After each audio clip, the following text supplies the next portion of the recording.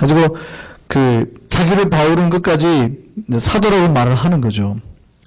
자, 한 가지 지나가는 말로 말씀드리면 제자와 사도는 어떻게 차이가 나나요? 12제자가 있고 12사도가 있잖아요. 어떻게 차이가 나죠?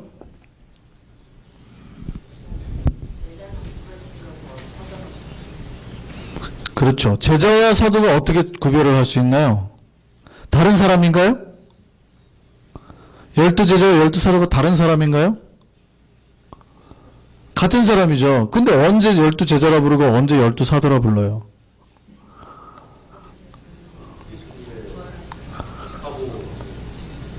사오.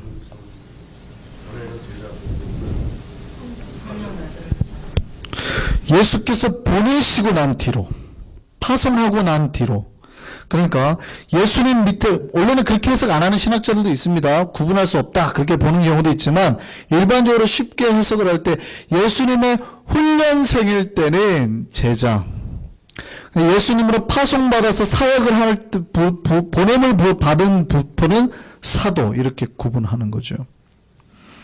우리가 제자 훈련하잖아요. 아직 제자라는 거예요. 그러면 이제 사역 훈련을 마치고 보냄을 받으면 사도성을 띠고 나가서 사역의 일을 하는 거죠. 다르죠. 그래서 제자에서 끝나는 게 아니라 사도까지, 사역자까지 나아가셔야 되는 것이 교회의 목표예요. 올해, 내년에 2013년의 목표는 최소한 우리가 사도성을 좀 맛보자 이거예요. 우리가 하나님 앞에 부름받은 자로 살자는 거예요. 근데 많은 사람들이 어떻게 사냐면 부름받은 자로 사는 게 아니라 아직 예수의 제자가 안 됐기 때문에 자기가 하나님 앞에서 제자로서 사는 것도 허덕여요. 막 이렇게 되게 힘들게. 근데 예수님이 우리를 부르신 궁극적인 목적은 반드시 제자에서 사도로 가는 거예요. 나아가서 나뿐만 아니라 다른 사람을 살려내는 능력의 일들을 해내라는 거거든요. 옆에 있는 사람들을 세우는, 이게 건강한 교회의 모습이에요. 근데 10년, 20년 되신 분들이 아직 제자도 안 되고 심지어는 제자가 돼야 되는지도 잘 몰라요. 훈련도 안 받고. 여러분들이랑 한 건 아니니까 너무 가슴 아파하지 마세요. 그러니까 변하지 않는 거죠. 예수님은 끝없는 변화를, 3년 만에 변화를 탁 추구하시거든요. 근데 우리는 잘 추구를 안 해요. 그리고 내가 주일날 예배 한번 드리는 거에 굉장히 만족해 하세요. 제가 보기에는 건강한 교회의 모습은 절대 아니에요. 반드시 우리가 훈련받아서 사도로서 나아가서 귀신의 권세를, 마귀의 권세를 물리치고 예수의 이름으로 복음을 증거하고 죽어가는 자들을 살려내고 위로하고 지쳐있는 자들에게 손 내밀어서 안고 부지런한 성전을 엎어서 하나님의 거룩한 제사와 예배와 삶이 그들에 나타나도록 역사하는 게 사도의 삶이에요. 그럼 우리가 어디까지 가냐면 사도의 삶까지 나가야 되는 거예요. 근데 능력이 아직 없으니까, 훈련도 안 받고 능력이 없으니까 불안하죠. 그러니까 차근차근 우리가 훈련받고 말씀받고 해서 사도까지 돼야 된다고요. 그래서 우리가 보냄을 받은 자, 예수 그리스도의 이름으로 권세로 땅끝까지 이르러서 역사하면 역사가 나타나야 돼요. 우리의 삶이 그래야 됩니다. 바울은 자기가 그런 존재라는 거예요. 나는 사도다. 그리고 내가 이 사도가 최소한 나쁜 놈들아, 너희는 그러면 안 된다 이거예요. 고린도 교회가 너희는 그러면 안 된다 그러는 거예요. 한번 볼까요? 자, 고린도전서 9장 다시 한번 볼까요? 고린도 9장 2절. 자, 너희는 최소한 그러면 안 된다 이놈들아, 그러죠? 고린도전서 9장 2절입니다. 같이 읽을까요? 시작. 다른 사람에게는 내가 사도가 아닐지라도 너희에게는 사도니 나의 사도됨을 주 안에서 인친 것이 너희라. 너희는 그러면 안 된다. 고린도 교회. 야, 내가 개척했고, 야, 니들이 지금 나를 사도로 선생이라고 믿고 따르더니 이제 와서 사도가 아니라고 해? 너희는 그러면 안 돼. 이러는 거죠. 이 배신자들 뭐 이런 거예요, 분위기가.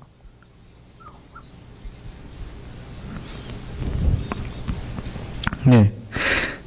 그렇게 해가지고요, 1절이 자기 변호하면서 사도성을 말하면서 저기 이제 마무리가 되죠. 자, 그럼 2절은 뭡니까? 2절에 나오는 중요한 구절을 한번 보시죠. 하나님의 교회입니다. 그 교회라는 말이요, 그 헬라어로 뭐냐면, 교회가 헬라어로 뭐죠? 예. 우리가 몇 가지 외워야 될 헬라어가 몇 개 있어요. 아포스톨로스 같은 거 외워도 좋은데 아포스톨로스는 못 외우셔도 돼요. 근데 요거 하나는 외우시면 좋을 것 같아요. 에클레시아. 교회라는 뜻이죠.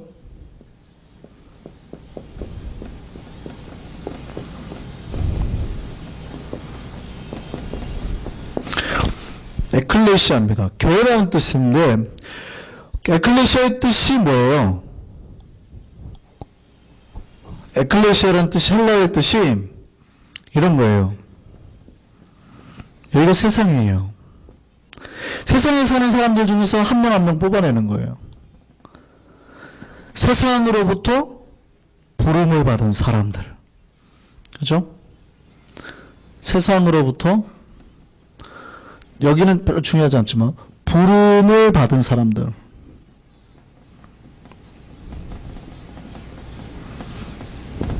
들의 공동체, 모임 이런 뜻이죠. 그래서 원래는 이 말의 뜻이 히브리어 카할 야훼에서 왔습니다. 야훼는 여호와니까 카할 야훼의 뜻이 뭐냐면 하나님으로부터 부름을 받은 사람들 이런 뜻이에요. 하나님으로부터 부름을 받은 이들.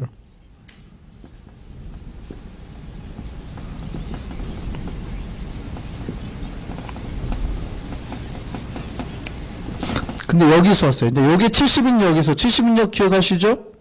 이렇게 제가 쓴다 그랬죠? 70인역에서 이 말의 음력을 그대로 받아서서 헬라어로 바꾼 게 에클레시아입니다. 그러니까 똑같은 뜻이에요. 사실은 하나님으로부터 세상에서 하나님으로부터 부름받은 사람들 그 뜻이에요. 이것도 사실은 굉장히 독특한 단어입니다. 바울이 쓰는 단어 중에서 여기에 굉장히 독특한 단어가 있는데 그 중에 하나가 하나님의 교회라는 뜻입니다. 유대사회는요 회당이라는 단어를 썼어요. 회당. 그래서 우리가 교회와 회당을 되게 헷갈려 하시는 분들이 있는데 교회 회당은 전혀 다른 겁니다. 회당은 뭐예요? 그냥 시나고그죠. 그냥 회당은 유대사회에서 모이는 그런 당시에 그냥 모임이라는 개념이라면 에클레시아는 굉장히 아주 독특한 이게 종말의 단어예요. 종말적인. 그러니까 예수 그리스도가 출범시킨 새 시대, 그 새로운 시대의 새로운 종말에 그 하나님을 믿는 사람들 이런 개념이거든요. 이게 교회입니다. 에클레시아라는 개념이에요. 그러니까 단순히 모임이라는 개념이 아니라 종말을 기다리는 하나님의 새 시대와 새로운 끝을 종말을 향해 사는 사람들 이런 개념이 훨씬 강하다고요. 그러니까 여러분이 교회라고 한다면 모이는 것에 있는 게 아니라 단순히 모여서는 안 되고 하나님이 우리를 부르신 부름 그리고 이 마지막 때를 어떻게 살아야 되며 하나님 부르시면 우리가 어떻게 살아야 되며 이러한 고민이 끝없이 그 속에 있어야 교회예요. 단순히 모이자 이거는 개모임이랑 똑같은 거예요. 반드시 의미가 있어야 됩니다. 우리를 부르신 목적, 의미, 깨달음 이 마지막 때 우리가 어떻게 살아가야 되는지 이런 것들에 대한. 그래서 바울이 고린도에 있는 하나님의 지역 전체를 부르는 거죠. 재미있는 거는 유대의 회당의 정족수는 10명입니다. 남자 10명. 여자는 카운트가 안 됐죠? 남자 10명입니다. 회당의 정족수는 남자 10명. 교회 정족수는 몇 명이게요? 교회 정족수는 몇 명이게요? 그러니까 정족수라는 개념은 교회가 될 수 있는 최소한의 숫자. 그게 어디에 나와요? 그렇죠. 마태복음 18장 한번 찾아보세요. 마태복음 18장 20절. 예수께서 뭐라고 말씀하세요?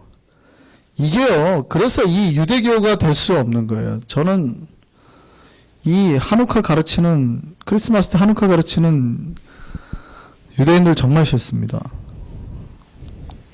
학교에서 한우카를 가르치고 말이죠. 우리 한민이가 예수 그리스도, 철치, 십자가, 뭐 인카네이션 이런 단어를 배우는 게 아니고 뭐 매노 뭐죠? 촛대가 만호 때 그런 단어 외우고 있고요. 한우카 외우고 있고요.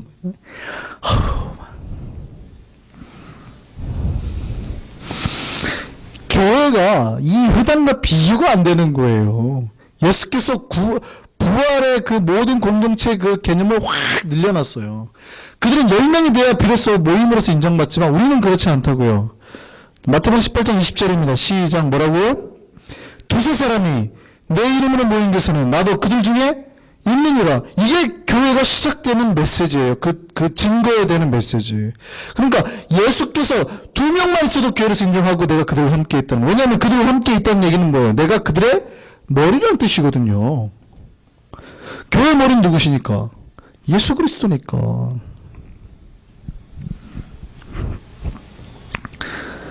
자, 그래서요. 자, 여기까지요. 다시 오늘 좀 마무리를 하고 넘어가겠습니다.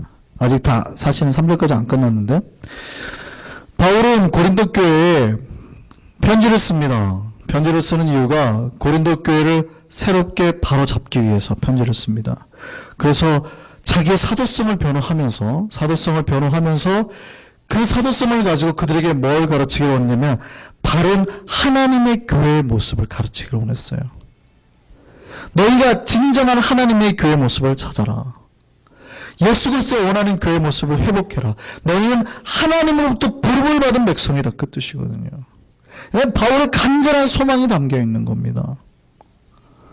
오늘 우리 한성교회를 돌아보면서 이 메시지가 우리에게 들어왔으면 좋겠습니다. 한성교회가 바울이 간절히 바랬던 하나님의 교회가 됐으면 좋겠습니다. 이단 하나님의 교회가 아니고 진짜 세상으로부터 하나님 앞에 부름받은 그 백성답게 우리를 부르신 아버지의 목적과 의미를 깨닫고 정말 거룩한 교회 모습의 본질을 찾아서 사는 그런 하나님의 교회, 세상의 능력으로 나가는 교회, 그런 교회가 됐으면 좋겠습니다. 우리 기도하겠습니다.